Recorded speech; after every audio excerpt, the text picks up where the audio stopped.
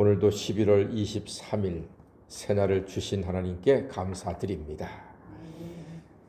오늘은 소아시아 7교회 중에서 5번째인 사대교회를 향한 예수님의 말씀입니다.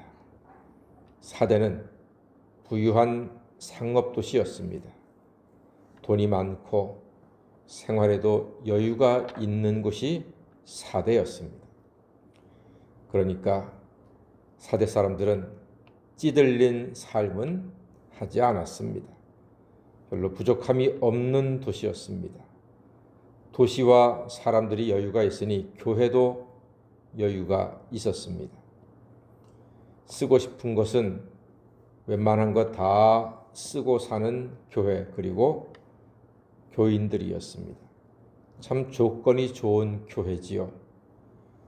그런데 그렇게 조건이 좋은 교회의 정체성은 과연 무엇인가? 1절 말씀 뒤에 보니까 내가 내 행위를 아노니 내가 살았다 하는 이름은 가졌으나 죽은 자로다. 살았다 하는 이름은 가졌는데 죽은 자라 하는 것이 사대교회의 정체성입니다.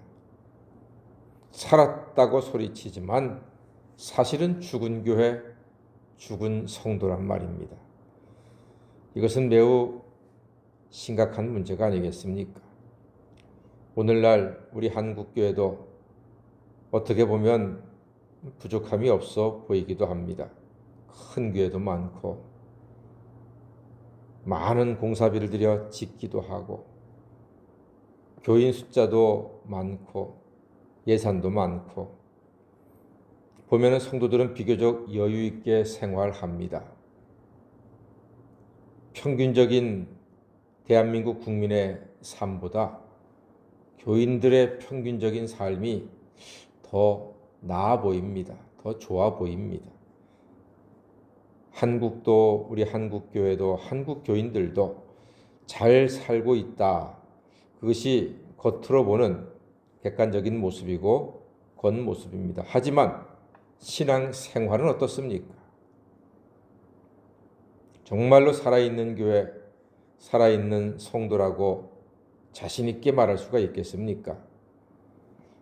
아프지만 우리의 모습을 한번 돌아봐야 하겠습니다.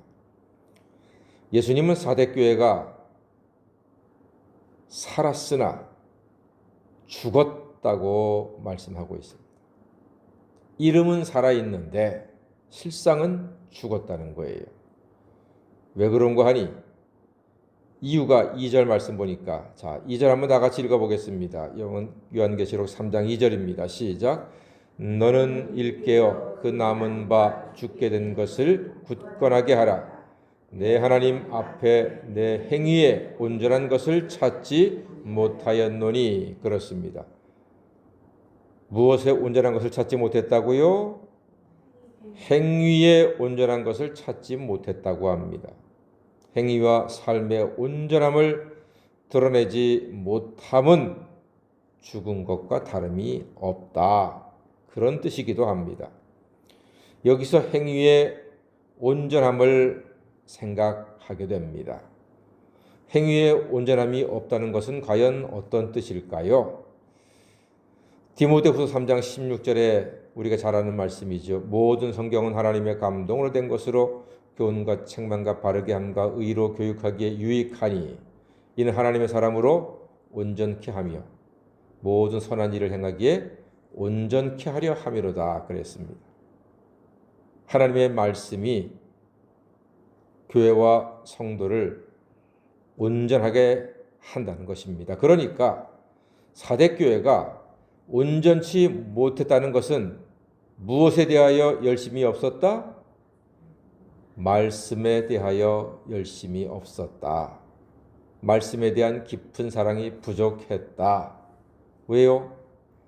성경이 하나님의 사람으로 온전케 하는 책이기 때문에 성경 말씀이 우리 믿는 사람들을 온전케 하는 힘이기 때문에. 그런데 사대교회는 온전함이 없었거든요. 온전하지 않았어요. 그 이유는 하나님 말씀을 멀리했다는 말입니다. 배가 부르고 등 따숩고 하니까 하나님 말씀이 멀어지더라 말입니다. 그러니까 온전함이 없었고 예수님 보시기에 너희가 부유한데 마음은 내게서 멀구나. 온전하지 못하구나. 이렇게 지금 책망을 하신 것입니다. 그러니까 우리는 이후의 삶에도 말씀에 대하여 더욱더 하나님 말씀을 사랑하고 말씀에 붙잡힌 바 되고 말씀을 의지하는 하나님의 자녀가 되어야 할 줄로 믿습니다. 말씀은 우리의 길의 등이고 우리의 길의 빛입니다. 어두운 밤길 가는데 빛이 없고 등이 없으면 넘어지잖아요. 곁길로 가잖아요. 다치지 않습니까? 이 어두운 시대를 밝히는 말씀의 빛으로 하루하루 온전한 길로 나아가는 성도가 되시기를 간절히 소망합니다. 말씀으로 기도할 때 하나님이 응답하십니다. 말씀을 붙잡고 의지하고 기도하는 것입니다. 이렇게 하는 거죠. 하나님, 기도하면, 감사를 기도하면 평안함을 주신다고 하지 않았습니까? 제가 감사를 기도합니다. 제 삶에, 제 가정에, 우리 교회에 평안함을 허락하여 주시옵소서. 기도하는 거예요. 말씀을 의지해서 기도하는 겁니다. 하나님께서 반드시 응답하십니다. 왜요? 하나님의 말씀으로 기도하니까 어찌 하나님이 응답하시지 않겠습니까? 마귀의 시험은 말씀 앞에서 흔들립니다. 이기고 싶은 사람들은 말씀을 붙잡으시면 됩니다. 하나님의 전신갑주는 6가지죠. 복음의 신, 진리의 띠, 의의 흉배, 구원의 투구, 믿음의 방패, 그리고 마지막으로 성령의 검, 곧 하나님의 말씀. 5가지는 수비적인 거예요. 마지막 6가지는 성령의 검, 공격용입니다. 말씀이 공격용입니다. 수비 잘하면은 비기는 거죠. 공격을 해야 이기는 거잖아요. 축구에서 수비수들이 완벽하게 해서 한 골도 안 먹었어. 그러면 우리가 최소한 비기지 않습니까? 그러나 이기기 위해서는 공격을 해야죠. 골을 넣어야 되지 않습니까? 사랑하는 여러분, 주의 말씀으로 승리하는 인생, 승리하는 삶이 되시기를 간절히 소망합니다. 말씀은 전통에 가득한 화살입니다. 마귀와 싸우는데 화살통이 비어 있으면 이길 수가 없지 않습니까? 그래서 말씀의 사람이 결국은 이기는 것입니다.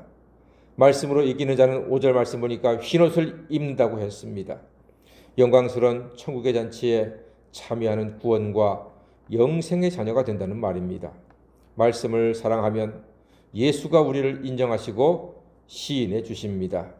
말씀을 사랑함으로 말씀에 순종하시고 이름도 삶도 신앙도 살아나고 가정도 살고 교회도 살고 나라도 사는 복된 성도가 다 되시기를 주의 이름으로 간절히 축원합니다. 아멘. 기도하겠습니다.